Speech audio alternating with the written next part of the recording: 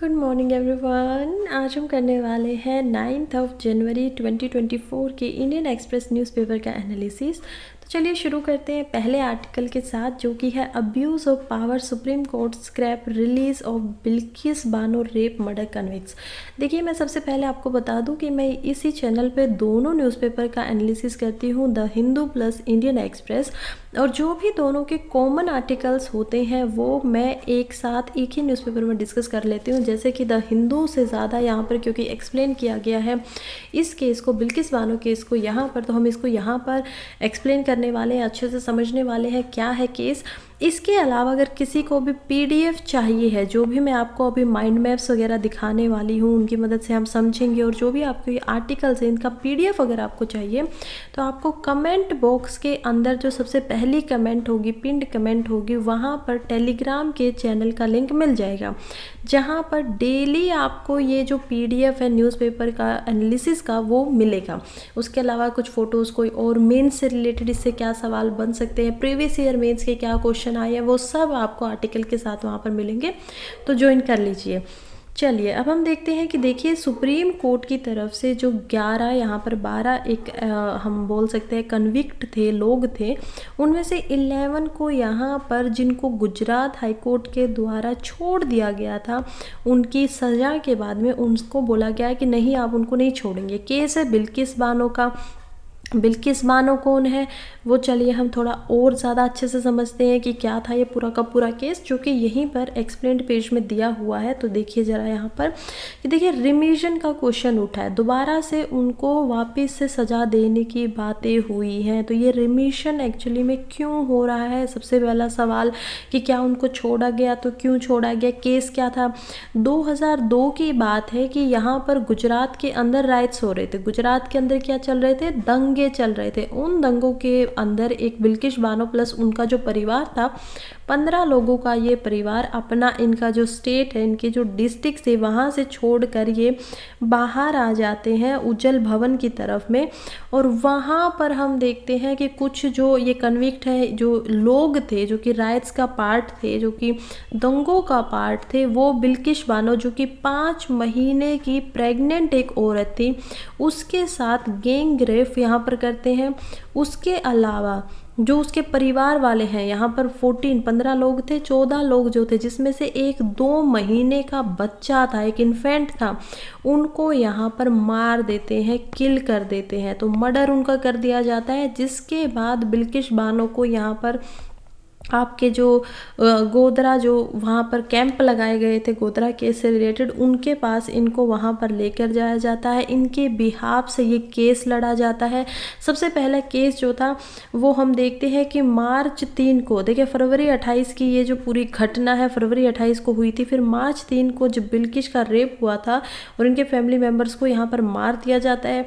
उसके बाद मार्च 4 को बिल्किस यहाँ पर लिमखंडा पुलिस स्टेशन के अंदर लेके जाई जाती हैं, जहां पर उनकी एफआईआर के अंदर रेप को मेंशन नहीं किया जाता है। तो रेप को यहाँ पर एफआईआर में नहीं लिखा जाता है। पुलिस का रिस्पॉन्स क्या क्या था कि नवंबर 6 2002 में जाकर पुलिस अपनी खुद की एक रिपोर्ट जो उन्होंने बनाई थी, एक रिपोर्ट ए के नाम से, उसकी समरी यहाँ पर कोर्ट के पास रखते हैं। इन्वेस्टिगेशन के लिए कोर्ट उनसे लेता है, वो समरी उनको देते हैं। फिर यहाँ पर फरवरी 2003 में पहुँच जाती है बातें। 2002 एक साल पूरा हो चुका है। फरवरी 2003 के अंदर हम देखेंगे कि जो लीमखेड़ा यहाँ पर पुलिस स्टेशन है, उनको फिर से ये केस दिया जाता है कि फिर से आप इस केस को लड़िए, जो क्लोजर हुआ था इसको फिर से देखिए, कोर्ट एक्सेप्ट नहीं करेगा इसे। फिर यहाँ पर सीबीआई को बुलाया जाता है, सीबीआई को कॉल किया जाता है। अप्रैल 2003 के अंदर बिल्किस जो है वो यहाँ पर सुप्रीम कोर्ट में चली जाती है, मजिस्ट्रेट से ऑर्डर लेती है कि सीबीआई को उनको दिया जाए और जो रिपोर्ट थी उसकी समरी यहाँ पर सीबीआई को प्रोवाइड करवाई जाए। दिसंबर 6 2003 को सुप्रीम कोर्ट यहाँ पर इन्वेस्टिगेशन को सीबीआई के लिए हाँ बोल देते कि ठीक है, आपकी इन्वेस्टिगेशन सीबीआई करेगी। अप्रैल 19 2004 को फिर से सीबीआई जो है चार्जशीट को यहाँ पर फाइल करती है। तो चार्जशीट क्या होती है, यानी कि आप जो कोर्ट के अंदर फाइल करते हैं एज अ जो भी आपकी इन्वेस्टिगेशन निकल कर आई है उसके लिए। तो ये अहमदाबाद के अंदर, महाराष्ट्र के अंदर इस चार्जशीट को यहाँ पर अक्यूज़ को वो बनती है और उसके अंदर 20 ऐसे अक्यूज़ मुलजिम निकल कर आते हैं, जिनमें से 6 तो यहाँ पर पुलिस ऑफिसर ही थे क्योंकि उन्होंने ठीक से उस चीज़ का ध्यान नहीं किया। 2 के ऊपर यहाँ पर फिर से कार्रवाई होती है, जो डॉक्टर्स थे जिनको जो रेप का वो था वो ढंग से उन्होंने उसको परफॉर्म नहीं किया। बिल्किस प्रेग्नेंट थी, उनका बच्चा भी इसी उसमें चला जाता है, मर जाता है। तो स्टिल ये सारी चीज़ें इस टाइम पे हो रही थी। फिर वर्डिक्ट आती है अगस्त 4 में, ये जो चार्जशीट सुप्रीम कोर्ट के पास पहुंचती है। अगस्त में सुप्रीम कोर्ट जो यहाँ पर ट्रायल चल रहे थे गुजरात से, उसको मुंबई में यहाँ पर ट्रांसफ़र कर देते हैं। और बिल्किस को क्योंकि गुजरात के अंदर डेथ थ्रेट आ रही थी, यहाँ पर मारने की धमकियाँ दी जा रही थी, तो इसी कारणवश ये होता है। फिर 2008 की जनवरी में बात चली जाती है, 2002 का ये मुकदमा था, 2008 में पहुँच जाता है। एक स्पेशल जज मुंबई के यहाँ पर फैसला सुनाते हैं जिसमें 11 जो कन्विक्ट थे जो कि यहाँ पर मर्डर और रेप के यहाँ पर बीच में आए हुए थे, उन 11 के 11 लोगों को उम्र कैद यानी कि लाइफ इम्प्रिजनमेंट की यहाँ पर सज़ा सुना दी जाती है। तो लाइफ इम्प्रिजनमेंट इनको दिया जाता है। अब फिर क्या होगा, 2009 और 2011 में दोनों ही यहाँ पर जो पार्टीज़ हैं, जो 11 लोगों को लाइफ इम्प्रिजनमेंट जो सुनाई गई है वो भी, प्लस यहाँ पे बिल्किस बानो, दोनों ही सुप्रीम कोर्ट में इस केस को लेके जाते हैं क्योंकि यहाँ पर ये लोग सुप्रीम कोर्ट में चले गए तो बिल्किस बानो भी इस केस को सुप्रीम कोर्ट के अंदर लेके जाती हैं। उसके बाद यहाँ पर 3 जो कन्विक्ट्स थे उनको सुप्रीम कोर्ट, क्योंकि उनको यहाँ पर डेथ पेनल्टी लगी हुई थी, तो उसकी एक्विटल के लिए, उसको कम करने के लिए इसको ये बोलते हैं कि डेथ पेनल्टी जो थी मर्डर के केस में या फिर जो 3 थे कि उसको कम किया जा सके। फिर 2017 में बॉम्बे हाई कोर्ट के अंदर भी जो कन्विक्शन है वो यहाँ पर जाता है ट्रायल कोर्ट, और उनकी पनिशमेंट जो थी, लाइफ पनिशमेंट को वो कम करने की बुनियाद को ख़त्म कर देते कि ऐसा नहीं होगा। 2017 में फिर से सुप्रीम कोर्ट के पास अपील आती है जिसमें 2 डॉक्टर प्लस जो 4 पुलिसकर्मी थे उनकी ये अपील आती है, जिसको सुप्रीम कोर्ट मना कर देता है कि नहीं, इस अपील को नहीं सुना जाएगा। 2019 में 23 अप्रैल के अंदर सुप्रीम कोर्ट ऑर्डर करता है कि लगभग 50 लाख रुपए का यहाँ पर कंपेंशन जो है, यानी कि कंपनसेशन जो होना चाहिए, यहाँ पर जुर्माने की तरह से देना चाहिए स्टेट गवर्नमेंट को, बिल्किस को, क्योंकि एम्प्लॉयमेंट उसको नहीं मिला अकोमोडेशन के साथ साथ। तो कहीं ना कहीं स्टेट गवर्नमेंट की भी यहाँ पर कमियां दी गई, इसी वजह से उनको कंपनसेशन के तहत यहाँ पर 50 लाख रुपए प्लस उनको रहने की जगह प्लस उनको एम्प्लॉयमेंट, ताकि वो बेरोजगार ना रहे, कुछ काम कर सके, अपना जीवन आगे जी सके। मई 2022 में क्या होता है कि एक कन्विक्ट जिनको सज़ा मिली हुई थी वो जाते हैं, जिनका नाम था राधे श्याम शाह। ये राधे श्याम यहाँ पर सुप्रीम कोर्ट में अप्लाई करते हैं 2019 में कि गुजरात हाई कोर्ट के तहत उनको एक ऑर्डर मिला है जो कि ये है कि उन्होंने 15 साल की अपनी जो पनिशमेंट है उसको यहाँ पर काट लिया है, और अब उनके पास 2008 में जो उनकी लाइफ प्रिजनमेंट थी उसको कम कर दिया जाए और उनको छोड़ दिया जाए। क्योंकि गुजरात हाई कोर्ट में क्या होता था, पहले एक ऐसी पॉलिसी चलती थी कि अगर आप 14 साल यहाँ पर अपना जीवन की जो लाइफ इम्प्रिजनमेंट है, जो उम्र कैद है, उसको अगर काट लेते हैं तो उसको छोड़ दिया जाता था। लेकिन 2008 में गुजरात हाई कोर्ट ने खुद ही इस पॉलिसी को चेंज कर दिया और 2022 में जब इसी के बुनियाद पर इनको छोड़ा जाता है, तो अब सुप्रीम कोर्ट बोलता है कि देखिए, क्योंकि ये पॉलिसी 2008 में ही ख़त्म हो चुकी है तो अब ये लागू यहाँ पर नहीं होगी। 2022 में एक जो मई 13 को एक बेंच बैठता है सुप्रीम कोर्ट का, अजय रस्तोगी प्लस विक्रम नाथ के द्वारा, जो गुजरात गवर्नमेंट को बोलते हैं कि वो एप्लीकेशन को कंसीडर करें, और उसी के 2 महीने के बाद इनको छोड़ भी दिया जाता है। देखिए अगस्त 15 को क्या होगा, अगस्त 15 2022 में यहाँ पर कन्विक्ट को, राधेश्याम को रिलीज़ कर दिया जाता है गोधरा की जो सब जेल थी वहाँ से गुजरात गवर्नमेंट के द्वारा। फिर सितंबर 2022 में बिल्किस बानो दोबारा से सुप्रीम कोर्ट में यहाँ पर जाती हैं और कहती हैं कि देखिए, ये चैलेंज करती हैं कि ये इनको ठीक तरीके से नहीं छोड़ा गया, ये बहुत गलत किया गया है और उनको इनसे खतरा है।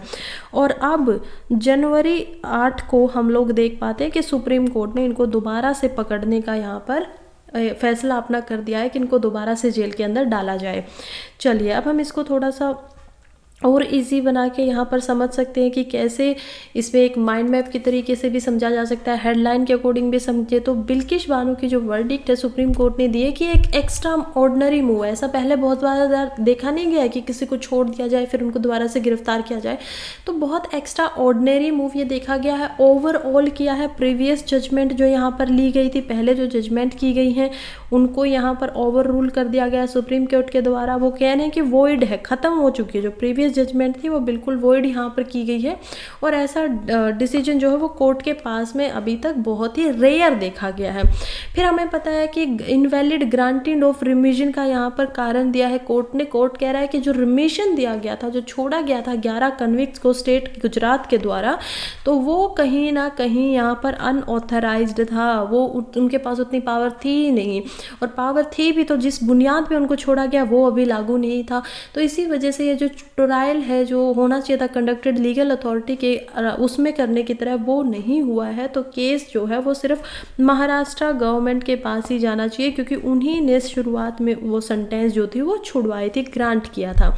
फिर यहाँ पर बोल रहे हैं कि फैक्ट को छुपाया गया है। देखिए कुछ फैक्ट ऐसे थे जिनका यहाँ पर सरप्रेस किया गया है, जिनको यहाँ पर छुपाया गया है।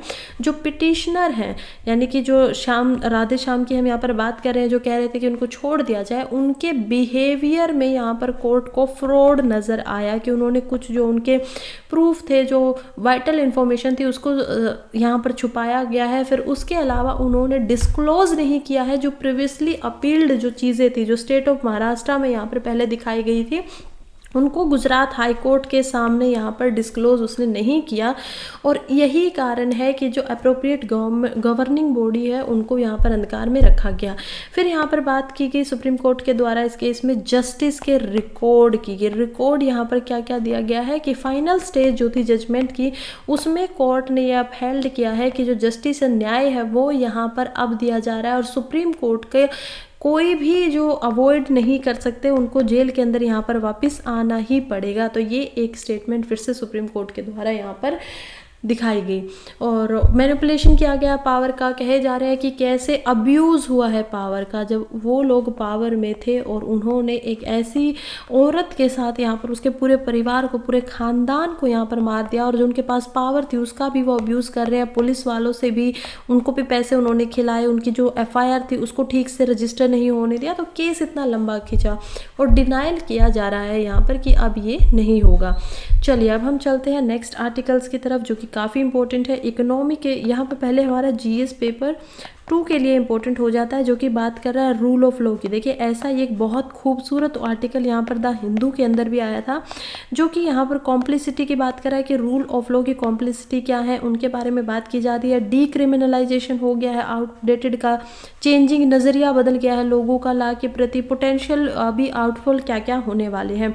तो अभी rule of law versus liberty की बात की जा रही है। तो ये बात हो रही है अगेन यहाँ पर बिल्किश बानो केस की, और बिल्किश बानो केस में फिर यहाँ पर कोर्ट बोलते हैं, सुप्रीम कोर्ट बोल रहे हैं कि देखिए किस प्रकार से जो रूल ऑफ लॉ है वही यहाँ पर लगेगा। और रूल ऑफ लॉ का मतलब क्या है, देखिए जो रूल ऑफ लॉ है ना, ये 1780 के टाइम पर यहाँ पर जॉन एडम्स की एक बुक के अंदर वो लिखते हैं कि रूल ऑफ लॉ का मतलब है रूल ऑफ लॉ, यानी कि कॉन्स्टिट्यूशन, कानून का ही यहाँ पर राज्य होना चाहिए, ना कि आदमियों का राज्य होना चाहिए, यानी कि किसी इंसान के पास ये पावर नहीं होनी चाहिए। क्योंकि हमारा जो रूल है, हमारा जो कानून है, वो कहाँ से पावर उसको मिलती है, उसको पावर मिलती है कॉन्स्टिट्यूशन से, हमारे भारत के संविधान से उसको पावर मिलती है। तो वो कॉन्स्टिट्यूशन की पावर यहाँ पर होनी चाहिए सबसे ज़्यादा। और फिर ये प्रोसीजर एस्टैब्लिशमेंट बाय लॉ यहाँ पर आ जाता है। इसको मैं पूरे कंसेप्ट को द हिंदू के न्यूज़पेपर में समझा चुकी हूँ। और यहाँ पर दूसरा होता है ड्यू प्रोसेस ऑफ लॉ। तो ये क्या क्या होते हैं ये भी हम पहले ही समझ चुके हैं। चलिए नेक्स्ट आर्टिकल की तरफ बात करते हैं, जो कि GS पेपर 3 के लिए हमारे लिए इम्पोर्टेंट हो जाता है, क्योंकि बात कर रहा है यहाँ पर एक सर्वे की, जो कि है जीन ड्रेजी एंड क्रिश्चियन ऑलरेज। ये दोनों लोग यहाँ पर इसको लिखते हैं और कहते हैं कि माइंड द सीरियल गैप। ये जो सीरियल क्या होता है, अनाज के यहाँ पर कुछ गैप आ रहा है, कुछ हमें यहाँ पर भेदभाव देखने को मिल रहा है। भेद तो नहीं बोल सकते कि क्या बोल रहे हैं कि कोई चीज़ कम ऊपर नज़र आ रही है, क्या बोला जा रहा है यहाँ पे कि जो प्रोडक्शन है यानी कि उत्पादन जो है जितना यहाँ पर बनाया जा रहा है एक साल के अंदर, वो लगभग 300 मिलियन टन का यहाँ पर हो रहा है अनाज का। लेकिन जो कंजम्पशन है यानी कि जो खपत है वो कंजम्पशन केवल इंडिया के अंदर 200 मिलियन की हो रही है, 200 मिलियन टन्स की। तो ये ऐसा गैप क्यों है और क्या ये फ़ायदेमंद है, क्या ये नुकसानदायक है, वो हम बात करेंगे। तो क्योंकि हमें पता चल गया है कि इंडिया यहाँ पर 300 मिलियन टन हर साल बनाता है, लेकिन लोगों को जितना चाहिए वो 200 मिलियन टन ही चाहिए। तो ये काफ़ी बड़ा एक गैप क्रिएट कर रहा है। कितने मिलियन का गैप क्रिएट हो रहा है? 100 मिलियन टन का यहाँ पर गैप निकल कर आ रहा है। ये गैप एक स्टैटिस्टिकल पजल ही नहीं है, बल्कि ये कुछ पॉलिसी के इश्यूज को भी यहाँ पर उठा रहे हैं। क्योंकि आप अनाज के लिए क्या देखेंगे ना, बहुत सारी ऐसी फसल है जिनको उगाया जाता है लेकिन जिनके लिए कोई खासा एमएसपी यहाँ पर नहीं दिया जाता है। लेकिन क्योंकि राइस, अनाज में मोटा क्या आता है, यहाँ पर राइस आता है ज़्यादा मात्रा में। उसके अलावा यहाँ पर वीट को देखा जाता है, गेहूं को देखा जाता है। समटाइम्स यहाँ पर जो सदर्न हमारे महाराष्ट्र वगैरह के स्टेट्स हैं वहाँ पर यहाँ पर ज्वार को भी देखा जाता है।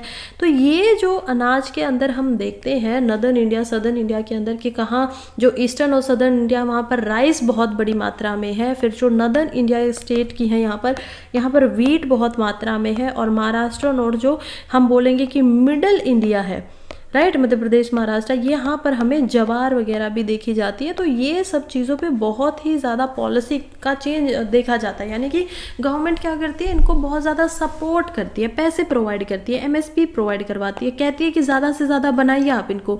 लेकिन जब इतनी ज़रूरत नहीं है या फिर जब हम एक पैराडिगम के ऊपर पहुँच ही चुके हैं, मान लीजिए ये हम कभी एक बार 1950s के दौरान हम यहाँ पे थे, लेकिन अब हम ऊंचाइयों पर पहुँच चुके हैं, हमें जितना चाहिए था उतना हम पहुँच चुके हैं, फिर भी इसके ऊपर अभी ध्यान क्यों नहीं दिया जा रहा है? क्यों गवर्नमेंट इसको अभी भी और भी ज़्यादा बढ़ाने पे लगी हुई है? इसको कम करने के ऊपर ध्यान क्यों नहीं दिया जा रहा है? तो उस पर हम देखेंगे। अब इसको अच्छे से समझना है तो चलिए एक बार थोड़ा माइंड मैप के थ्रू समझ लेते हैं ताकि ये आसान हो हमारे लिए। तो सबसे पहले है validation of production and consumption figures. देखिए फिगर्स यहाँ पर निकाले गए हैं किसके द्वारा? देखिए एक बुलेटिन को छापा गया है, जो कि छापा गया है यहाँ पर इंडिया ह्यूमन डेवलपमेंट सर्वे 2। ये जो सर्वे किया गया है इसने कंफर्म किया है कि प्रोडक्शन यहाँ पर 2022 और 23 की जो निकली है फर्स्ट यहाँ पर क्वार्टर के अंदर पूरा, वो निकली है 300 मिलियन की। और जो ये पीसीसी है यानी कि per capita serial consumption, per capita serial consumption यानी कि PCCC जो आप देखेंगे कि एक आदमी जितना निकाल रहा है वो तो बहुत कम है। लगभग एक साल में वो पर मंथ, एक महीने का वो लगभग यहाँ पर 11 kg सीरियल ही खा पा रहा है एक इंसान। लेकिन ये जो कंजप्शन है ये तो इसको अगर हिसाब निकाले तो 200 मिलियन से भी कम निकाल रहा है। तो ये एक वेरिएशन यहाँ पर काफ़ी है। फिर हम देखेंगे कि यहाँ पर कैपिटा कंजप्शन यहाँ पर डिक्रीज में है, कमी में है। तो वो हम ऑलरेडी देख रहे हैं कि एक महीने में अगर कोई एक एवरेज इंसान अगर 11.6 को हम 12 kgs भी मान ले कि चलिए ठीक है, चलो कोई एक इंसान है जो 12 किलो यहाँ पर खा रहा है, तो भी जो अपर बाउंड है, जो गैप है, वो फिर भी दोनों में ही काफ़ी ज़्यादा है। जितने हमारे पास है नेट अवेलेबिलिटी जितनी है एज कंपेयर टू, उसको कंपेयर किया जाए अगर हाउस होल्ड के कंजप्शन से, तो वो काफ़ी ज़्यादा गैप है। और ये गैप जो है वो लगातार बढ़ता जा रहा है। देखिए एक्सपोर्ट हम बहुत ज़्यादा कर रहे हैं, एक्सपोर्ट में भी ये गैप दिखाई दे रहा है कि हम लोग क्या कर रहे हैं, आयात तो हम करते हैं, निर्यात जब हम कर रहे हैं, यहाँ पर हमारे पास कोई चीज़ ज़्यादा है और हम उसको दूसरी कंट्रीज़ को देना चाहते हैं, तो वो भी यहाँ पर देखने को मिलता है। फिर हम देखेंगे कि ऑब्वियसली जो ये गैप है net availability and house hold consumption के बीच में, ये 12 kgs की बॉन्ड को हम ऑलरेडी देख चुके हैं। देखिए जो ट्रेंड था ना पर कैपिटा का, जब हम यहाँ पर PCCC की बात कर रहे हैं यानी कि पर कैपिटा सीरियल कंजप्शन की जब बात करें, तो ये ट्रेंड बहुत ही डिक्लाइनिंग था। जब 1970 में मैंने आप लोगों को पहले बताया कि हमारा जो ये था, हम बहुत ही कम उगा पाते थे और बहुत ही कम खा पाते थे। आज अगर कोई 11 kg खा रहा है तो उस टाइम पे 5 से 6 kg पर मंथ ही खा पाता था। तो ये अभी कहीं ना कहीं डाइवर्सिफिकेशन को भी देखा जा सकता है कि अब और भी ज़्यादा ये कम होने लगा। इसका कारण है एजुकेशन वगैरह, पैसे वगैरह भी आ रहे हैं। ये क्या कारण है कि सीरियल लोगों को थोड़ा बहुत कम खा रहे हैं एज़ कम्पेयर टू टाइम में, तो ये हम उसके रीजंस को यहाँ पर देखेंगे। फिर क्वेश्चनिंग आ रही है, करंट एस्टिमेट एंड पॉलिसीज़ के ऊपर यहाँ पर कुछ सवाल उठाए जा रहे हैं। ये जो इकोनॉमिक सर्वे है यहाँ पर, जिसमें बताया गया है कि नेट अवेलेबिलिटी जो है वो काफ़ी ज़्यादा है, एस्टिमेट ज़्यादा है और इनसफिशेंट अलाउंस होती है। देखिए ज़्यादा सीड यहाँ पर ज़्यादा दिए जाते हैं, फीड किया जाता है, वेस्टेज वगैरह का ध्यान रखा जा रहा है। तो ये SPW जो आप यहाँ पर देखेंगे, ये यहाँ पर काफ़ी देखने को मिलता है। इसी वजह से कहीं ना कहीं जो पॉलिसीज़ बनाई जा रही हैं गवर्नमेंट के द्वारा, खासकर जो रैपिड ग्रोथ हो रही है सीरियल्स की, एक तरीके से अच्छा है कि हम इसको ज़्यादा यहाँ पर एक्सपोर्ट कर पाएंगे, लेकिन क्या वो ज़रूरी है? जैसे कल परसों ही हमने देखा कि ऑयल सीड वगैरह के लिए बिल्कुल भी यहाँ पर कोई MSP यहाँ पर प्रोवाइड नहीं की जाती है और इसी वजह से इंडिया की जो पूरा का पूरा ये जो एडिबल ऑयल है ज़्यादातर, उसके लिए हमें इम्पोर्ट्स पे निर्भर रहना पड़ता है। ठीक है, निर्भर कहाँ पर रहेंगे हम? इम्पोर्ट्स पे। जो हम यहाँ पर आयात करवाते हैं उनके ऊपर ही यहाँ पर ज़्यादातर इसका इस्तेमाल किया जाता है। तो अगर इस चीज़ से थोड़ा ध्यान हटाकर अब हम दूसरी तरफ ले जाएंगे, यानी कि ऑयल सीड्स वगैरह पे और जो हमें मिलेट्स वगैरह है, इन चीज़ों पे अगर ध्यान लिया जाएगा तो ये भी तो इंडिया में बढ़ेंगे ना। तो हम जो निर्यात कर रहे हैं, आयात जो हम ला रहे हैं, पैसे वहाँ भी तो खर्च हो रहे हैं, वो भी तो कम हो सकते हैं। तो इस तरीके से सोचने की अभी काफ़ी ज़रूरत है। फिर हम देखेंगे कि क्यों हो रहा है ये जो कंजप्शन हो रहा है, इतना ज़्यादा गैप आ रहा है, इसके क्या क्या कारण है, डिक्लाइन के क्या क्या कारण है। पहले तो हम इसमें कारण दे सकते हैं जो कि बहुत नेगेटिव नहीं है, ये है आपका चेंजिंग डाइट पैटर्न। देखिए लोगों के पास जब पैसे आ रहे हैं, लाइफस्टाइल उनका बदल रहा है, अर्बनाइजेशन बहुत हो रहा है, शहरीकरण बहुत ज़्यादा स्पीड से है, तो एक जो सेडेंटरी लाइफस्टाइल होता था ना, एक रुका हुआ सा लाइफस्टाइल जो था, वो अभी यहाँ पर नहीं देखने को मिलता है। अब उनकी डाइट को इंडियंस बहुत ज़्यादा डाइवर्सिफाई करने लगे, उनको अलग अलग करके यहाँ पर खाने लगे कि ठीक है आज हम सीरियल्स खाएंगे, आज हम राइस वगैरह ले रहे हैं, फिर नेक्स्ट डे कोई इडली खा रहा है, कोई कुछ खा रहा है। तो कहीं ना कहीं जो डाइट में बहुत सारा वेरिएशन यहाँ पर देखने को मिलता है और ज़्यादा प्रोटीन लगाने की बातें कर रहे हैं। आजकल लोग हेल्थ कहीं ना कहीं हम देख रहे हैं कि हेल्थ के प्रति ज़्यादा अवेयर हो रहे हैं, तो प्रोटीन में जैसे पल्सेस का इस्तेमाल करते हैं, दाल वगैरह का इस्तेमाल कर रहे हैं, मीट को यहाँ पर कंज्यूम किया जाता है, डेयरी का इस्तेमाल ज़्यादा हो रहा है। तो ये सारी चीज़ें, फ्रूट्स वगैरह, वेजिटेबल वगैरह, इन सारी चीज़ों की तरफ भी जो पैटर्न है वो थोड़ा ज़्यादा बढ़ के आ रहा है एज़ कम्पेयर टू सीरियल्स। फिर कह रहे हैं कि इनकम और अफोर्डेबिलिटी बढ़ गई है। देखिए जब इंक्रीज़ हो रहा है इनकम के अंदर, पैसे के अंदर जब इंक्रीज़ हो रहा है किसी इंसान के और अफोर्ड कर सकता है वो, तो उसके साथ ज़्यादा डाइवर्सिटी और बैलेंस डाइट यहाँ पर खा सकते हैं। हमें पहले से पता है कि शुरुआत में जब ग्रीन रेवोल्यूशन आता है 1950s के बाद में, तो इंडिया क्या करना चाहता था? इंडिया सबसे पहले यहाँ पर सरप्लस होना चाहता था, यानी कि अपनी हंगर जो है, भूख जो है, उसको, भूखमरी को ख़त्म करके सरप्लस यहाँ पर इंडिया होना चाहता था फूड में। तो फूड की क्या चाहिए थी हमें? फूड सिक्योरिटी चाहिए थी। लेकिन उस फूड सिक्योरिटी के अंदर, जो कि अब हम अचीव भी कर सकते हैं पिछले 70 साल में, उसके ऊपर किसी ने न्यूट्रिशन सिक्योरिटी के ऊपर तो बात की ही नहीं। ये जो न्यूट्रिशन की कमी है, जिसका आज भी रिपोर्केशन कुछ जगहों पे दिखाई देता है, वो अब ज़्यादा ध्यान दे रहे हैं, उसके ऊपर अब ज़्यादा काम हो रहा है। तो न्यूट्रिशन एक्सपर्ट जो एडवाइस करते हैं, जिनके पास ज़्यादा पैसा है, वो उसी तरीके से फिर उसको लेते हैं, कंज्यूम करते हैं। थर्ड पॉइंट हम देख पाएंगे जो कि है इकोनॉमिक एंड एग्रीकल्चरल फैक्टर्स की वजह से। देखिए चेंज हो रहा है प्राइस के साथ, तो वो फूड कंजप्शन के पैटर्न्स पे भी यहाँ पे इम्पैक्ट डाल रहे हैं, लोग कैसा कंज्यूम कर रहे हैं। तो इसी वजह से जो चीपर फूड हैं, जो कि सीरियल से भी चीपर आइटम है, क्रॉस डाइवर्सिफिकेशन की वजह से उनके ऊपर ज़्यादा ध्यान दी जा रही है। आप लोगों ने देखा होगा कैसे लोग अब चिया सीड्स वगैरह, बाजरा, इन सारी चीज़ों पे ध्यान देते हैं कि चलिए ये खाएंगे, डाइवर्सिफाई करेंगे। और कहीं ना कहीं जो इम्पोर्टेंट और सबसे इम्पोर्टेंट है वो है यहाँ पर एजुकेशन। देखिए जो अवेयरनेस बढ़ रही है ना एजुकेशन की वजह से, कि किसको क्या खाना चाहिए, आपको बॉडी में क्या क्या लेना चाहिए, न्यूट्रिशन होने चाहिए। और एजुकेटेड जो इंडिविजुअल है वो ज़्यादा अपनी जो डाइट है उसको अलग अलग बना रहे हैं, डाइवर्सिफाइड कर रहे हैं। वो समझते हैं कंसेप्ट कि हमारी बॉडी जो है वो किस प्रकार से, सबसे पहले सिर्फ एलिमेंट्स होते हैं, फिर उसके बाद सेल बनते हैं, सेल से टिश्यू बनते हैं, टिश्यू से ऑर्गन बनते हैं, ऑर्गन से ऑर्गन सिस्टम बनता है और फिर बॉडी बनती है। और इस ऑर्गन और इस पूरे के पूरे स्ट्रक्चर को मेंटेन करने के लिए हमें अलग अलग चीज़ें चाहिए। हमें पर्टिकुलर मात्रा में यहाँ पर कार्ब्स चाहिए होते हैं, हमें पर्टिकुलर मात्रा में प्रोटीन का इंटेक करना बहुत बहुत ज़रूरी है, मिनरल्स चाहिए होते हैं, उसके अलावा यहाँ पर हमें विटामिन्स चाहिए होती हैं, उसके अलावा फैट भी कुछ मात्रा में चाहिए होता है। तो ये सारी चीज़ें अकॉर्डिंग टू जितनी चाहिए किसी एक अडल्ट को, एक उसके हिसाब से वो सारी चीज़ें यहाँ पर प्रोवाइड करने की कोशिश की जा रही है जैसे जैसे एजुकेशन बढ़ रही है। चलिए नेक्स्ट हम आर्टिकल की तरफ बढ़ते हैं, जो कि बात कर रहा है डिप्लोमेसी इन डिजिटल पब्लिक स्फेयर। डिप्लोमेसी की बात हो रही है डिजिटल स्फेयर के अंदर, लिखा गया है निताशा गुप्ता द्वारा, और ये बात कर रही हैं, देखिए इससे देखिए आपकी डिजिटल डिप्लोमेसी की पावर एंड चैलेंजेस क्या है, खासकर इंडिया की फॉरेन पॉलिसी को ध्यान में रखते हुए। तो social media versus formal diplomacy के मालदीव्स की केस हो रही है। जो मॉडर्न डिप्लोमेसी है वो कहीं ना कहीं काफ़ी इन्फ्लुएंस होती दिखाई दे रही है यहाँ पर पावर ऑफ सोशल मीडिया से, यानी कि जो सोशल मीडिया की पावर है वो ज़्यादा इंक्रीज हुई है। कैसे हुई है, मालदीव्स का यहाँ पर ऑथर एग्जाम्पल देते हुए बताती है कि देखिए कैसे प्रधानमंत्री जो है मालदीव्स की जगह पर यहाँ पर लक्षद्वीप को प्रमोट करने के लिए लक्षद्वीप में जाते हैं, और उसके बाद लक्षद्वीप को प्रमोट करते हुए मालदीव्स के कुछ डेप्यूटी मिनिस्टर्स जो है वो यहाँ पर कुछ कमेंट करते हैं। उसके बाद इंडिया के एक्सटर्नल जो मिनिस्टर है, मिनिस्ट्री है, वो उनको सम्मान करती है, और जो डिप्लोमेसी जो कभी ट्रेडिशनली अलग तरीके से जाती थी वो सोशल मीडिया पे भी यहाँ पर आ गई है। लोग यहाँ पर बॉयकॉट मालदीव्स लिख रहे हैं सोशल मीडिया के ऊपर। तो डिप्लोमेसी के अंदर ज़्यादा लोगों का भी, पब्लिक का पार्टिसिपेशन भी यहाँ पर दिखाई दे रहा है कि जो नॉर्मल लोग हैं, आम जो इंसान है, वो कैसे यहाँ पर पार्टिसिपेशन कर रहे हैं, वो कैसे पार्टिसिपेट कर रहे हैं। तो बॉयकॉट मालदीव्स मूवमेंट चल गया है एडवर्स कमेंट के ऊपर, प्रधानमंत्री के ऊपर जो की गई थी, और इसी से सोशल मीडिया का क्या इम्पैक्ट हो सकता है डिप्लोमेटिक डिसीजन पे, वो हमें देखने को मिलता है। सबसे पहले social media versus formal diplomacy, Maldives case हम ऑलरेडी ये डिस्कस कर ही चुके हैं।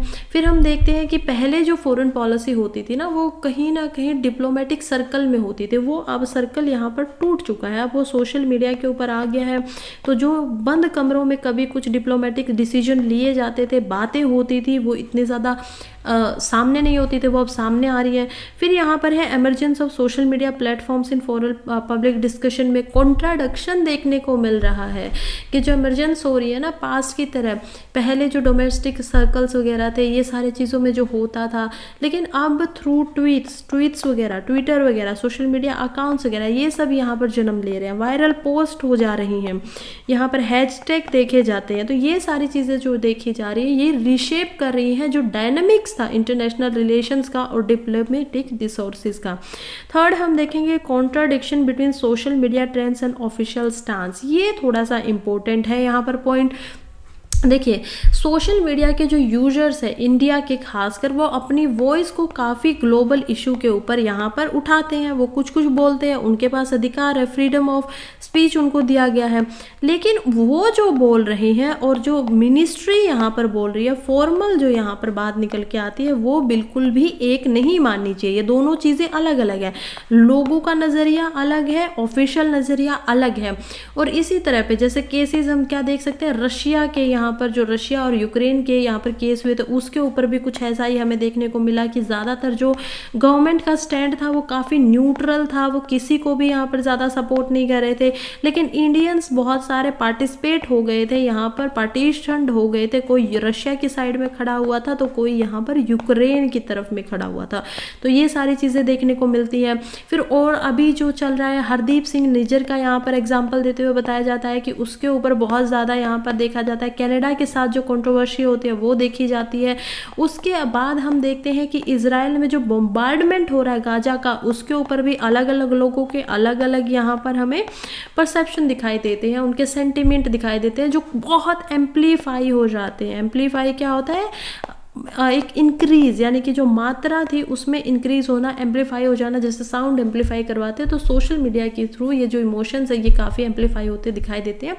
डायक्टमी देखी जा रही है इंडिया के फॉर्मल जो डिप्लोमेटिक पोजीशन है और जो ट्रेंड देखे जा रहे हैं सोशल मीडिया के द्वारा अभी खासकर डिजिटल एज के अंदर। तो ये डाइवर्जेंस जो है पोटेंशियली अंडरमाइन करेगी जो डिप्लोमेटिक इन्फ्लुएंस है इंडिया का अलग अलग कंट्री के ऊपर। तो थोड़ा संभल के चलना पड़ेगा, क्योंकि ये जो सोशल मीडिया है देखिए इसकी तो इमरजेंस होगी ही होगी, और सोशल मीडिया एक तरीके से मास मोबिलाइजेशन करवा देता है। और मास मोबिलाइजेशन जब होता है, बहुत सारे लोग जहाँ पर मोबाइल हो गए हैं, काम कर रहे हैं, तो इसकी वजह से रीइवैल्यूएट करना पड़ेगा इंडिया को, खुद की फॉरेन पॉलिसी को थोड़ा बहुत यहाँ पर ध्यान देने की ज़रूरत है, ताकि जो मॉडर्न डिप्लोमेसी है उसके अंदर इंडिया का पार्टिसिपेशन ज़्यादा रह सके। क्या ऐसे सवाल आते हैं सोशल मीडिया के ऊपर? बहुत मेंस के सवाल आए, 2016 तक में भी ऐसा देखा गया है। खैर, नेक्स्ट हम चलते हैं इकोनॉमी पेज से। जीएस पेपर 3 का ये इंपॉर्टेंट आर्टिकल है, इकोनॉमी पोर्शन को दिखा रहा है। कह रहा है riding on equity schemes, MF, यहाँ पर म्यूचुअल फंड्स की बात हो रही है, जो कि ₹50 लाख करोड़ इन दिसंबर। ये कुछ डाटा दिया गया है जिसको हम यहाँ पर माइंड मैप के थ्रू थोड़ा सा समझते हैं कि historic high for mutual fund industry, history में सबसे ज़्यादा हाई जो म्यूचुअल फंड इंडस्ट्री है वो अब पहुँची है दिसंबर 2023 का। जब यहाँ पर डाटा निकाला जाता है एसेट को, तो वो 50 लाख करोड़ को जो पहली बार मार्क है ये इसको पार कर देता है, यानी कि 50 लाख करोड़ की यहाँ पर बात हो रही है। इतने ज़्यादा पैसे एज अ म्यूचुअल फंड के अंदर इन्वेस्ट किए जा रहे हैं, और सबसे ज़्यादा जो ये इन्वेस्टमेंट है वो इक्विटी ओरिएंटेड है, यानी कि इक्विटी लोग यहाँ पर ज़्यादा खरीद रहे हैं। फिर हम देखते हैं कि क्या क्या यहाँ पर और पॉइंट बनाए गए, जैसे कि एक्सेलरेटेड ग्रोथ बहुत ज़्यादा तेज़ी से बढ़ रही है। म्यूचुअल फंड इंडस्ट्री जो थी वो पिछले कुछ ही सालों के अंदर इतनी ग्रोथ दिखा रही है। देखिए, लगभग इसको सबसे पहले 30 साल का समय लग गया था यहाँ पर पहले 10 लाख करोड़ रुपए को यहाँ पर बनाने में। तो पहले 10 लाख को जहाँ 30 साल लगे थे, उसी तरीके से अगले 10 लाख करोड़ को यहाँ पर 40 से अगर 50 लाख करोड़ की बात होती है तो उसको पूरा करने में सिर्फ 1 ही साल का टाइम लगा। तो ये आप जो शिफ्ट देख रहे हैं कि कहाँ एक शुरुआत में जो होता है वहाँ पर 30 साल लग जाते हैं, और उतने ही अमाउंट को 10 लाख को ही अब 1 साल के अंदर इसको बना लिया गया है। तो ये एक बहुत ज़्यादा एक्सेलरेटेड ग्रोथ यहाँ पर दिखाई देती है। सेकेंड देखते हैं प्रेफरेंस फॉर इक्विटी स्कीम्स की। इक्विटी स्कीम्स के ऊपर यहाँ पर ज़्यादा प्रेफरेंस की गई है। इक्विटी ओरिएंटेड स्कीम्स जो कि इन्वेस्टर्स द्वारा फेवर की जा रही हैं, चाहे वो सेक्टरल में हो, चाहे वो हाईएस्ट फ्लो अगर देखा जा रहा है तो 5.49 करोड़ का यहाँ पर सबसे ज़्यादा इधर ही देखा गया है। डिस्पाइट इसके कि यहाँ पर बहुत सारे large cap fund show outflow भी दिखा रहे हैं, मतलब कि जो बाहर जा रहा है पैसा वो भी है, लेकिन इनफ्लो भी फिर बहुत ही मात्रा में यहाँ पर हो रहा है। SIP के अंदर राइज देखने को मिला है। जो इन्वेस्टमेंट होती है सिस्टमेटिक इन्वेस्टमेंट प्लान, यानी कि आप एक प्लान बना देते हैं कि वीकली मंथली मुझे इतने पैसे यहाँ पर लगाने हैं, और उसके बाद में उनका जो रिजल्ट आएगा हम उसको देखेंगे। तो ये SIP के अंदर भी ज़्यादा मात्रा में सबसे ज़्यादा, बल्कि ऑल टाइम हाई आज तक की जितनी भी हाई हुई है वो की है 17,610 करोड़, वो दिसंबर 2023 के अंदर ही देखा गया है। फिर हम देखते हैं कि एडवांस टैक्स रिक्वायरमेंट के ऊपर भी यहाँ पर इम्पैक्ट देखा गया है कि जो डेब्ट है म्यूचुअल फंड्स के ऊपर, जो अब कर्ज हो गया है वो लार्ज आउटफ्लो हो रहा है एडवांस टैक्स रिक्वायरमेंट की वजह से, क्योंकि कंपनीज को एडवांस में अब टैक्स भरना पड़ रहा है। तो इसी वजह से वो इस तरीके से जा रहे हैं। तो क्वार्टर एंड से पहले तो मंथ जो है वो एक पर्टिकुलरली लार्ज आउटफ्लो भी देख रहा है लिक्विड फंड का, और ये देखने को मिला है। फिर हम देखेंगे रिकॉर्ड म्यूचुअल फंड फॉलियर्स। देखिए, दिसंबर 2023 ने म्यूचुअल फंड फॉलियर्स एक रिकॉर्ड हाई पे पहुंच गया है, जो कि ग्रोइंग इंडिकेशन दे रहा है कि ये जो सेक्टर है म्यूचुअल फंड्स का वो उग रहा है, ग्रो कर रहा है, और इन्वेस्टर्स का पार्टिसिपेशन यहाँ पर ज़्यादा है। इंडस्ट्री काफ़ी अच्छे से यहाँ पर राइज कर रही है, आगे की तरफ बढ़ रही है। चलिए नेक्स्ट हम आर्टिकल की तरफ बढ़ते हैं, जो कि अगेन जीएस पेपर 3 के लिए ही हमारा इंपॉर्टेंट है। जीएस पेपर 3 में इकोनॉमी पेज पर ही दिया गया है, जो कि बात करा इनकम इन इनइक्वालिटी। तो इनकम की जो इनइक्वालिटी थी, यानी कि असमानता थी, वो डिक्लाइन हो रही है, कम हो रही है। ऐसा किसका बोलना है? SBI ने एक रिसर्च किया है कि के शेप्ड रिकवरी के क्लेम को जो लोग बोल रहे थे यहाँ पर उसके खिलाफ। देखिए, अब ये इंपॉर्टेंट हो जाता है के शेप्ड रिकवरी। ये क्या कंसेप्ट है वो हम समझेंगे। के शेप्ड क्या होगा कि आपका ये जो पैटर्न है, ये जो टाइम है इस तरीके से था, और रिकवरी कैसे हो रही है, वो रिकवरी कहीं ना कहीं ऐसे जा रही है, तो ये के शेप बन जाता है, राइट। लेकिन अब हमें समझना पड़ेगा कि ये के शेप इसको क्यों ले रहे हैं हम, क्योंकि ऐसा बहुत बार प्रीलिम्स के अंदर सवाल आते हैं। आपको बता दिया जाता है कि इंडिया की ग्रोथ अभी पिछले 3 महीने में ऐसी हो रही थी या लगातार ऐसी हो रही है। तो ज़्यादातर MCQs जो होते हैं प्रीलिम्स के इकोनॉमी पोर्शन से, उनमें हर साल प्रीलिम्स में ऐसा एक सवाल जरूर देखा गया है। तो चलिए अब हम शुरू करते हैं। माइंड मैप के जरिए इसको थोड़ा सा समझते हैं। सबसे पहले तो डिक्लाइन हो रहा है असमानता के अंदर, उसको कैसे पता चलेगा, ये देखा जा रहा है movement to higher tax bracket, यानी कि क्या हो रहा है कि लगभग 36.3% ऐसे लोग हैं जो लोअर टैक्स में आते थे। मान लीजिए उनको कितना 5 लाख से 10 लाख की उनकी इनकम होती थी और उनको टैक्स भरना पड़ता था कुछ 10%। यहीं पे अब वो लोग हायर के अंदर चले गए हैं, यानी कि उनका जो टैक्स स्लैब था वो बढ़ गया, यानी कि वो ज़्यादा पैसे कमाने लगे हैं, 15 से 20 लाख वाली कैटेगरी में पहुंच गए। तो ये कितने लोग गए हैं 36.3%, तो इसी वजह से मूवमेंट देखी गई है। फिर हम बात करते हैं decline top tax payer contribution, यानी कि जो टॉप के टैक्स पेयर होते थे जो कि लगभग 25% यहाँ पर थे, वो अब कम होके थोड़ा सा 2.81% यहाँ पर कम हुए हैं। यानी कि जो अमीर जो थे यहाँ पर बोलते हैं ना कि rich is getting richer and poor is getting poor, तो वो हो रहा है कि ज़्यादा अमीर लोग अमीर नहीं हो रहे हैं, पुअर ही नहीं होते जा रहे हैं, बल्कि एसबीआई की रिसर्च दिखा रही है कि गरीब लोग भी यहाँ पर ऊंचाइयों की तरफ बढ़ रहे हैं और कहीं ना कहीं यहाँ पर पैसा देखा जा रहा है और जो असमानता थी वो कम हो रही है। फिर देखा गया है कि इंक्रीज़ हो रहा है टीआरएस के अंदर। देखिए जो कि टैक्स, ये जो आपकी टीआरएस फील करवाई जाती है टैक्स रिडक्शन का, तो वो कहीं ना कहीं बढ़ रही है। टैक्स पेयर का जो इंडिविजुअल टैक्स पेयर है, जो खुद एक इकलौता इंडिविजुअल टैक्स पेयर है, वो देखा है हमने 259% से यहाँ पर बढ़ चुका है। तो टीआरएस जो फाइल होती है इंडिविजुअल टैक्स पेयर के द्वारा, जो कि लगभग 5 लाख रुपए से यहाँ पर 10 लाख की कैटेगरी में पैसा कमाते हैं एनुअल ईयर 2013 से देकर, और यहाँ पर ये होता है एनुअल ईयर 2021 से 22 तक का। तो ये डाटा निकाला गया है। आईटीआर क्या होती है, इनकम टैक्स रिटर्न, तो टीआरएस क्या होगी कि इसमें से भी उनको कुछ रिड्यूस होके मिलता है जो टैक्स था, और आईटीआर में उनको पूरा का पूरा वापस मिल जाता है, जो कि 5 लाख से कम कमा पाते हैं। ठीक है, तो ये इस तरीके से काम करता है। तो इसमें इंक्रीज हुआ, यानी कि ज़्यादा लोग इस कैटेगरी के अंदर अब आ चुके हैं। फिर हम देखते हैं ट्रांजिशन ऑफ स्मॉल फॉर्म्स। देखिए कुछ ऐसे काम थे जो काफ़ी छोटे छोटे थे, उनका इतना ज़्यादा हम देख नहीं सकते थे, लेकिन वो उनमें से 20% के ऐसे काम जो थे, बिजनेसेस जो थे, वो एमएसएमई में पहुंच चुके हैं। मीडियल स्मॉल माइक्रो जो ये वो होता है उसके अंदर वो आ गए, यानी कि उनका यहाँ पे इम्प्रूवमेंट देखने को मिला है। फिर कंजप्शन के ऊपर, खपत के अंदर भी इंक्रीज मिली है, जो कि लगभग 2 लाख करोड़ देखने को मिली है पोस्ट पेंडेमिक के बाद में। यानी कि जो पेंडेमिक हुआ है, कोरोना वायरस जब खत्म हो चुका है, उसके बाद यहाँ पर ये हमें इम्प्रूवमेंट दिखा है, लोग ज़्यादा खर्च कर रहे हैं। जो कंजप्शन है, जो बॉटम के 90% पॉपुलेशन है इंडिया की, उनका ये कंजप्शन यहाँ पर इंक्रीज दिखाया है। इसी के अलावा एसबीआई ने क्लेम किए हैं कि इनकम इनक्वालिटी यहाँ पर गिनी कोएफिशिएंट के तरफ से कैप्चर की गई, जो कि डिक्लाइन हुई है कितने परसेंट से, टोटल 0.72% टू 0.2 ये होता था इनइक्वालिटी यहाँ पर 2021-22 में। 2014 में थी, ये 2022 में, तो ये हम देख पाएंगे कि 0 पॉइंट यहाँ पर 70 का आपका डिक्रीज़ हुआ है, कमी हुई है। तो चलिए, और इसके अलावा कुछ और एग्जांपल भी दिए गए हैं, जैसे कि जो 2 व्हीलर की यहाँ पर सेल्स होती थी रूरल के एरियाज़ में, वो भी कम हुई है, और जो 4 व्हीलर है उनकी सेल्स थोड़ी बहुत यहाँ पर बढ़ी है ग्रामीण क्षेत्रों में भी। तो यहीं पे हमारा जो और आर्टिकल है, ये जो एक्सप्लेनेशन वाले पार्ट पे हम वहाँ पर पहुँच जाते हैं, जो कि बात कर रहा है जियोग्राफिकल इंडिकेशन टैग की, जीआई का। यही कॉमन आर्टिकल हमारा द हिंदू में भी आया है, वहाँ पर भी हमने इसको एक्सप्लेन किया है।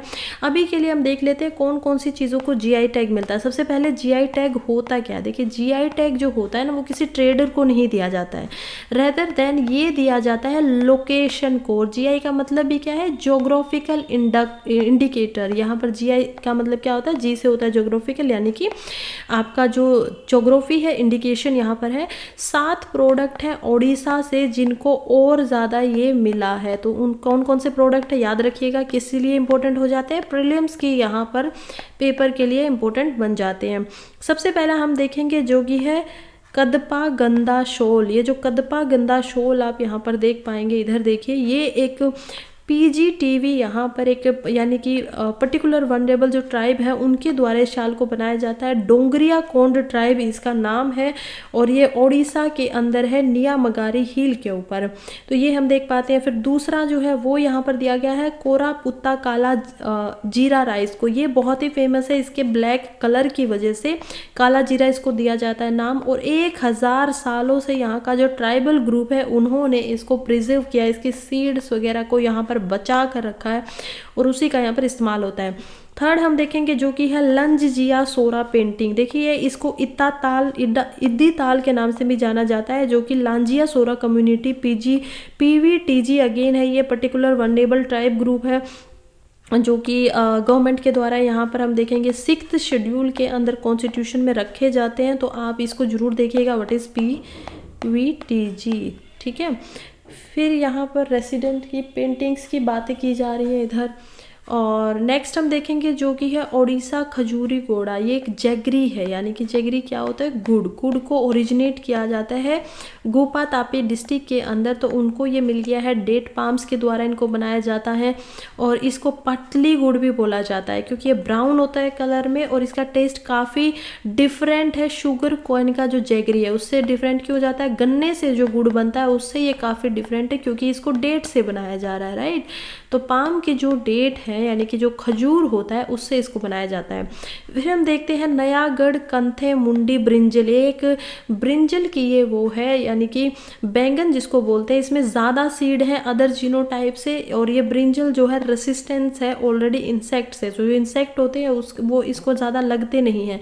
इसमें जो कुकिंग टाइम है वो कम लगता है और ये न्यायगढ़ डिस्ट्रिक्ट में इसको बनाया जाता है। तो लोकल्स इस ब्रिंजल को हिली एरिया से लेके आते हैं। और लास्ट में हम देखेंगे जो कि है दैनिक लाल मजीजा लाडू। देखिए दैनिक लाल मजीजा लाडू एक स्वीट बनाई जाती है बुफेलो के मिल्क से, चीना कोटेज चीज जिसको बोला जाता है, और ये मंदार सांदगरी एरिया में बनाई जा रही है ढेंकनाल डिस्ट्रिक्ट को। तो इसको भी ये जो चाइना है वो 3rd लार्जेस्ट प्रोड्यूसर है मिल्क एंड कर्ड का और इसको प्रिपेयर करके यहाँ पर मिठाई बनाई जा रही है। इसके अलावा एक और बहुत इंपॉर्टेंट है जो कि है सिमली पाल काई चटनी। ये एक चटनी बनाई जा रही है जिसमें रेड जो एंट होती है, ये जो आप फोटो यहाँ पर देख पा रहे हैं, ये जो चींटी है लाल कलर की, इस चींटी को यहाँ पर जो आपका पत्थर होता है जिसको यहाँ पर सलाइब बोलते हैं उसके ऊपर रगड़ रगड़ के इससे चटनी बनाई जाती है। तो इसी का नाम है सिमली पाल काई चटनी। ये चटनी सिलबट्टे के ऊपर ग्राइंडिंग स्टोन के ऊपर यहाँ पर वेवर्स जो है वो इनको रगड़ते हैं और मयूर भांज से इसको ये मिला है। तो ऐसा माना गया है कि काफ़ी न्यूट्रिशंस ये बनती है। नेक्स्ट हम देख पाएंगे जो कि बात कर रहा है इस clear vision of sun wide edge Aditya needs to be L1। देखिए L1 के ऊपर आदित्य को यहाँ पर भेजा क्यों गया है। L1 क्या है, लैग्रेंज पॉइंट। कितने लैग्रेंज पॉइंट है, अर्थ और यहाँ पर सन के बीच में। सन के यहाँ पर हम सन मानते हैं, यहाँ पर हम अर्थ देखते, तो हम देख पाएंगे कि यहाँ पर 5 हम लैग्रेंजेस पॉइंट को देख पाते हैं दोनों के बीच के अंदर यहाँ पर, ठीक है। अब ये लैग्रेंजेस पॉइंट होते क्या है, लैग्रेंजेस पॉइंट को समझने के लिए हमें समझना पड़ेगा कि देखिए यहाँ पर सन, हेयर वी हैव अर्थ, ठीक है। तो ये हमारी अर्थ है और अर्थ की भी खुद की यहाँ पर ग्रेविटेशनल फोर्स होती है, राइट। ये अर्थ की ग्रेविटेशनल फोर्स है और ये यहाँ पर सन की ग्रेविटेशनल फोर्स है। लेकिन एक पॉइंट ऐसा आता है कहीं ना कहीं जहाँ पे जो ग्रेविटेशनल फोर्स है दोनों की वो एक दूसरे के साथ मिल रही है। अब ग्रेविटेशनल फोर्स क्या होती है, वो हमेशा ग्रेविटी अपनी तरफ खींचती है, सन की तरफ भी खींचती है। अब हमने अर्थ से यहाँ पर आदित्य L1 को इधर छोड़ दिया है। अगर हम आदित्य L1 को यहीं पे छोड़ देते हो तो हमें फ्यूल देना पड़ता और अर्थ की तरफ यहाँ पर अगर अर्थ की ग्रेविटी में वो रहता, ऑर्बिट में रहता, तो जब तक फ्यूल है तब तक वो घूम पाता, अदरवाइज अर्थ की ग्रेविटी उसको नीचे खींच के ले आती। अगर सन के साथ हम छोड़ देते तो जब तक उसमें ईंधन है, जब तक उसकी खुद की कैपेसिटीज है, वो यहाँ पर रहता, अदरवाइज वो सन से टकरा जाता। लेकिन जब हम लैग्रेंजेस पॉइंट को यहाँ पर देख रहे हैं कि ना तो यहाँ पर सूर्य उसको अपनी तरफ खींच पा रहा है ना अर्थ खींच पा रही है, क्यों, क्योंकि वो दोनों के बीच में है, तो दोनों की पावर वहाँ पर लग रही है, तो वो स्टे कर रहा है। तो क्या इसका मतलब ये है L1 हमेशा एक ही जगह पे रहेगा? नहीं रहेगा, क्योंकि जब अर्थ घूमती है तो उसके साथ साथ सन भी घूम रहा है और उसके साथ साथ ये लैग्रेंज पॉइंट भी घूम रहे हैं। तो पॉइंट हमेशा घूमते रहेंगे मूवमेंट के साथ में। तो ये हमें समझ में आता है कि इसी वजह से जो आदित्य है उसको यहाँ पर भेजना था। चलिए कुछ और सन के बारे में यहाँ पर जानते हैं। सन के बारे में अगर बात करें हम, तो सन की अलग अलग पार्ट्स में यहाँ पर बांटा गया है। जैसे कि कैसे बांटा गया है सन को,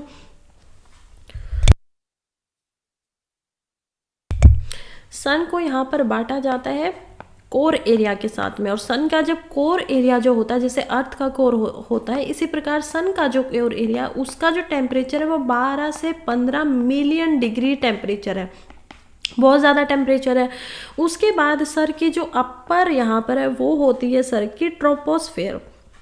ये जो आप देख पाएंगे यहाँ पे फोटोस्फेयर जिसको बोला जाता है,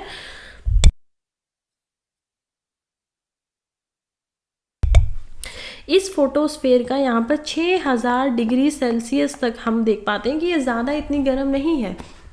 फिर जो सन की सबसे अपर लेयर होती है वो होती है सन का कोरोना, तो इसी वजह से इसको क्रोमोस्फेयर भी बोला जाता है। और यहाँ का टेम्परेचर काफ़ी ज़्यादा है, जो कि 1 से 2 मिलियन डिग्री सेल्सियस यहाँ पे होता है। तो ये थी कुछ सन के अलग रेलिवेंट पॉइंट जो हमें एज ए यूपीएससी एस्पिरेंट पता होने चाहिए और लगाना चाहिए। अगर पता नहीं भी है तो क्या क्या हम यहाँ पर बात कर रहे हैं। और यहीं पे हमारा जो आज का आर्टिकल है वो ख़त्म हो जा रहा है। So thank you so much. Newspaper भी यहीं पे ख़त्म हो रहा है, आर्टिकल भी यहीं पे ख़त्म हो जा रहा है। पढ़ते रहिए, आगे बढ़ते रहिए। All the very best. Thank you.